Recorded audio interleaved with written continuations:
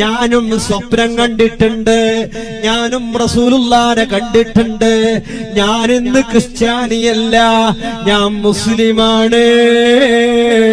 എന്നോട് റസൂലുള്ള പറഞ്ഞു, ഈ സ്വർഗീയ കൊട്ടാരം നിങ്ങൾ കാണുന്നു.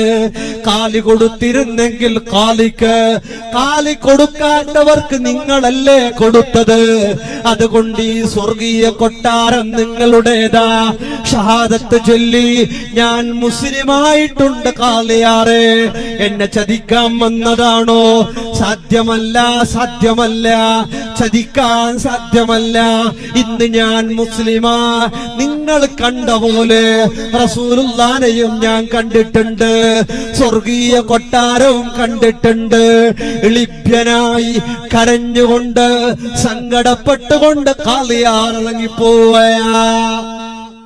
അല്ലാഹുവേ,